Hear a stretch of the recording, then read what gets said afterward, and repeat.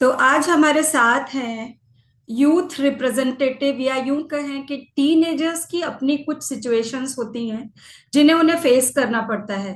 तनिष्का जी, आप अपने आप को थोड़ा डिटेल में इंट्रोड्यूस कीजिए। Hello everyone, my name is Tanishka and I'm going to be in 11th grade and मैं शार्लेट एरिया में रहती हूँ यूनाइटेड स्टेट्स में। और मैं अपने 11th और 12th के पढ़ाई के लिए मैं एक residential high school programme play में जा रही हूँ। ओके।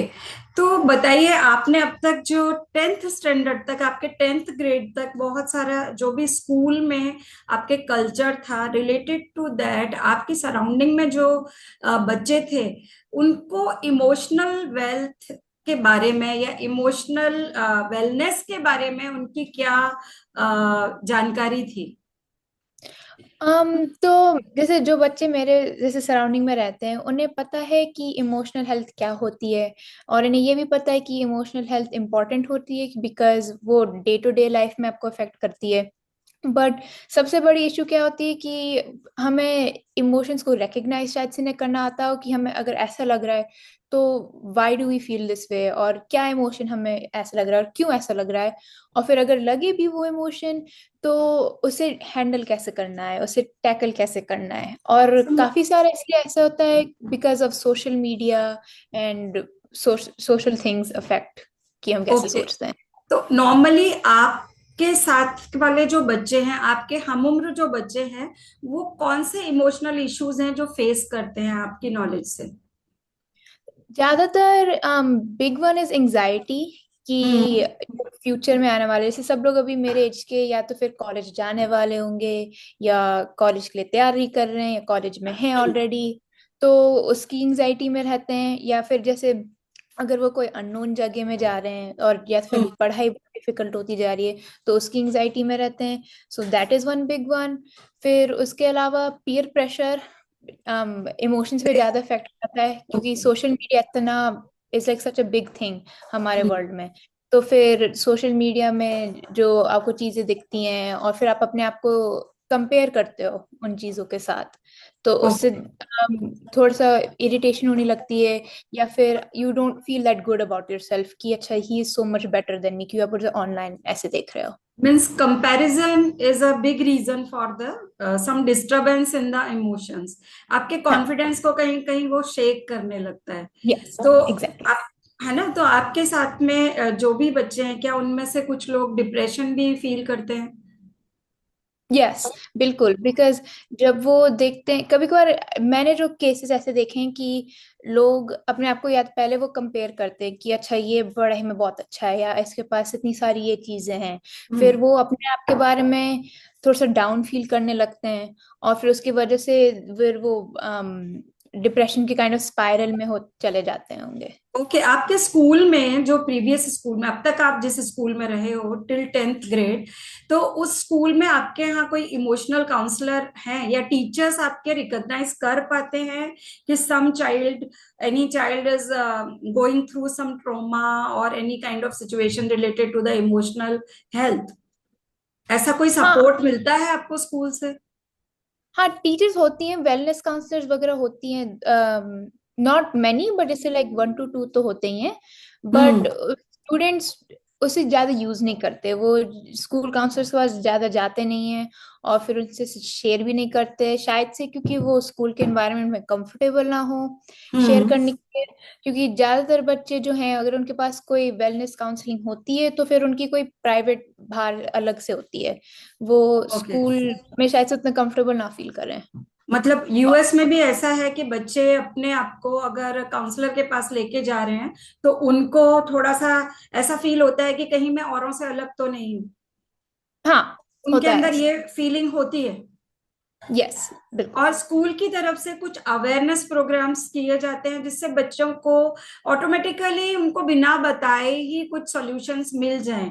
जो भी वो फील कर रहे हैं, समटाइम्स कंपैरिजन का फीलिंग है या कहीं पे किसी से कम होने का फीलिंग है, उनको सेल्फ वर्थ से रिलेटेड कहीं कोई इश्यू आ रहा है, वो कहीं अपनी सिग्निफिकेंस को कम समझ रहे हैं, तो इस तरह के सिचुएशंस में कोई अवेयरनेस प्रोग्राम होते रहते हैं क्या स्कूल की तरफ से? रेगुलरली नहीं होते।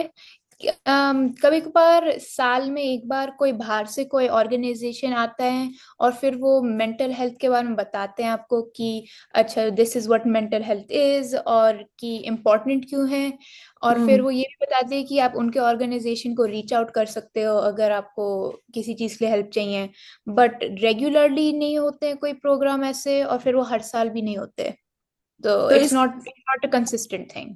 ओके, मतलब इसका जरूरी मतलब ये निकलता है कि स्कूल की तरफ से ही अगर अवेयरनेस प्रोग्राम्स होते रहें तो बच्चों को स्पेशली आप काउंसलर के पास डायरेक्टली नहीं जाना पड़े, मतलब उसका नाम सामने ना आए कि वो जब प्रॉब्लम में है तभी उसको उसका सॉल्यूशन मिले। वो पहले से ही उस बारे में उसको अगर अवेयरनेस है, जागृति है, तो वो कुछ चीजों के, कुछ इश्यूज के जो सॉल्यूशन है वो अपने आप से ही कर सकता है। तो इसलिए जरूरी है, मेरा एक स्कूल ऑर्गेनाइजेशन के साथ में ये मेरा संवाद रहेगा कि उनको पहले से एडवांस में ही awareness program time to time करते रहना चाहिए। इससे यूथ को काफी हेल्प मिलेगी, वो अपने इमोशंस को पहचानेंगे और समझ पाएंगे कि उनके जो इमोशनल डिस्टरबेंसेस हैं उसका बहुत छोटे छोटे सॉल्यूशंस हैं जिनको वो खुद ही कर सकते हैं, उनको सॉल्व कर सकते हैं। तो यस। तनिष्का, आप ऐसा कोई क्वेश्चन है जो आप अपनी तरफ से पूछना चाहती हैं? हाँ, तो मेरा एक क्वेश्चन है कि जैसे हमारी जनरेशन में स्पेशली अभी हम्म। एआई और रील्स का like is very big right now social media पे, और जैसे स्कूल वगैरह में भी लोग एआई वगैरह यूज करते हैं। तो वो हम पे वो उस पे वो हम हमारे ऊपर क्या इफेक्ट रहता है और हम उससे कैसे ओवरकम करें। जैसे मेरे क्लासमेट्स वगैरह में देखूं तो हम्म। बिकॉज ऑफ रील्स एंड क्योंकि वो शॉर्ट शॉर्ट टाइम स्पैन के होते हैं, और हम्म। बिकॉज ऑफ एआई उनकी एक तो अटेंशन स्पैन कम होती जा रही है और फोकस भी लूज हो रहा है। और फिर एआई की वजह से they are making their own thoughts, वो एक्सटर्नल सोर्स के थॉट्स यूज कर रहे हैं। तो ऐसी कौन सी माइंडफुल स्ट्रेटजीज हो सकती हैं जिसके लिए हम वो ओवरकम कर सकें। पहले तो बहुत अच्छा आपने ये प्रश्न रखा, क्योंकि ये आज के टाइम के लिए it is very much necessary to understand the difference between our own creativity and some tool. AI is a tool actually, जो या ह्यूमन बीइंग ने क्रिएट किया है। तो उसको हम एज अ टूल ही यूज करें। कि जैसे बहुत सारे टूल्स हैं हमारी लाइफ में जो हमें हेल्प करते हैं कुछ करने के लिए। तो एआई को भी हम अपने ऊपर हावी ना होने दें, हम उसकी हेल्प ले सकते हैं, लेकिन अपनी क्रिएटिविटी को कम करके नहीं। तो करेंगे क्या, आपने जैसे पूछा कि ऐसी कौन सी माइंडफुल टेक्निक्स हैं जिनको हम यूज करें। पहले तो बहुत जरूरी है कि हमें माइंडफुल होने का मतलब समझ में आए। कुछ पिछले कुछ टाइम में हम अपने आप को बहुत बड़ा मल्टीटास्कर समझने लगे हैं कि हम एक टाइम में 4 काम करेंगे, 5 काम करेंगे।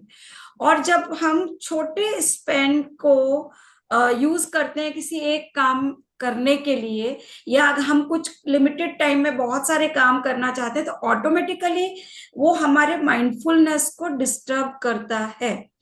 तो ये जरूरी है कि हम एक समय में एक काम करने की प्रैक्टिस डालें। हम अपने सेंसेस के जो हमारी जो रिक्वायरमेंट है, एक्चुअली हमारे सेंसेस जब पांचों एक ही काम में लगते हैं, एक ही चीज को टारगेट करते हैं, तो वो काम बेस्ट वे में होता है। तो this is a part of awareness and practice. कैसे प्रैक्टिस करने की बात है कि हम कॉन्शियसली ये ध्यान रखें कि हम जो काम कर रहे हैं हमारा पूरा ध्यान उसी पे रहे।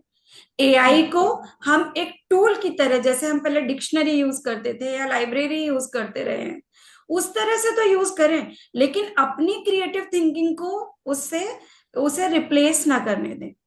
जहां पे हमें खुद क्रिएटिव रहना है, हमें क्रिएटिव रहना चाहिए। और साथ ही बहुत इसमें कॉन्शियस एफर्ट की जरूरत होगी, क्योंकि जो चीजें बहुत आसानी से मिल जाती हैं ना, उसमें हम अपना कॉन्शियसनेस को थोड़ा सा साइड में रख देते हैं। हम सोचते हैं ओके, एक दिमाग की एक ये नेचर है कि वो इजी गोइंग चीजों पे जाता है। वो चाहता है कि हम जो चीजें आसानी से हो जाए वो करें। लेकिन हम एफर्टफुली हमें फाइंड आउट करना पड़ेगा कि नहीं, मुझे एक समय में एक काम करना है, एक साथ 4 चीजें नहीं करनी। और एआई की जितनी जरूरत है उतना ही काम लेना है उससे। और अपने अटेंशन स्पेन को बढ़ाने का एक ही तरीका है कि हम सोशल मीडिया को लिमिटेड यूज करें, without any reason, without any purpose हम रील्स को स्क्रॉल ना करें।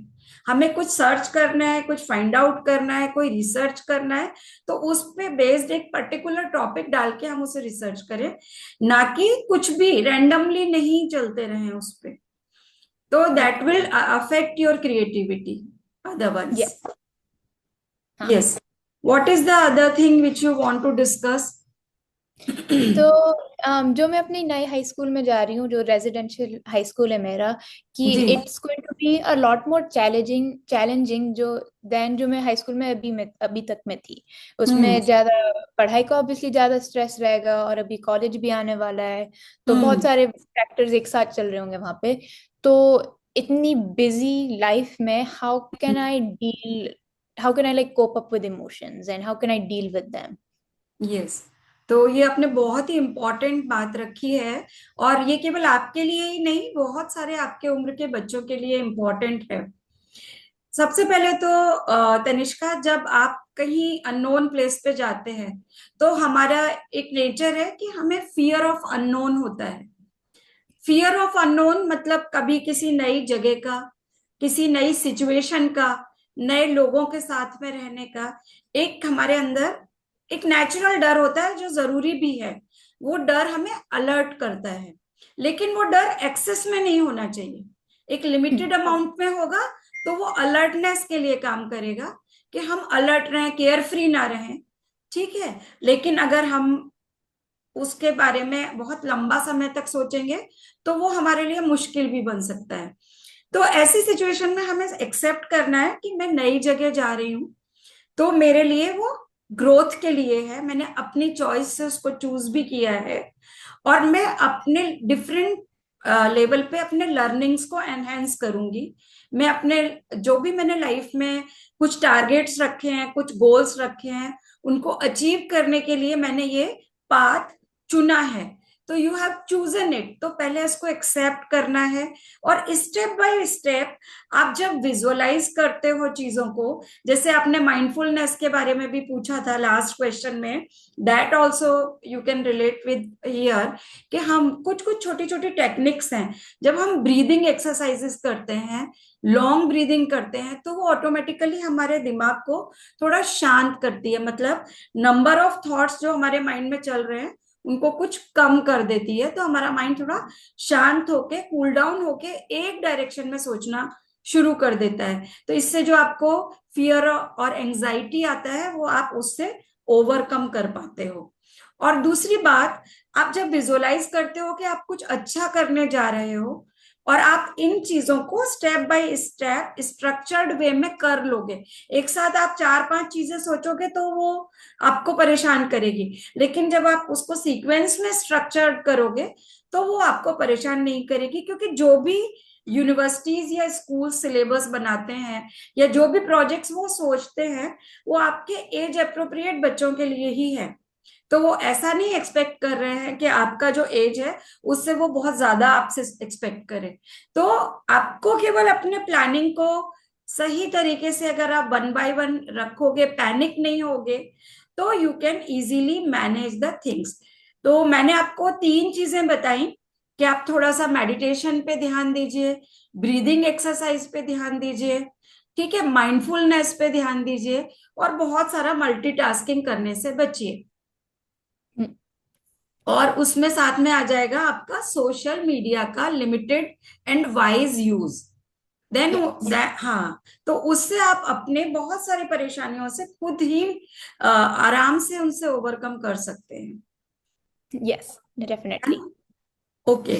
तो और आपके मन में और कोई प्रश्न है तो आप बताइए, क्योंकि जरूरी नहीं है कि आपके साथ ऐसा इशू, आपके दूसरे साथ के बच्चों के साथ भी कोई ना कोई ऐसी समस्या, कोई ऐसा फेज हो सकता है जिसे वो हैंडल नहीं कर पा रहे हैं। हाँ। तो मैंने एक चीज जैसे यहाँ पर जैसे नोटिस किया मैंने कि लाइक हमारी जनरेशन में हमें पता है कि हमें कुछ अलग फील हो रहा है, कि हम थोड़ा सा ऑफ फील कर रहे हैं, या हम्म। कुछ ठीक नहीं लग रहा।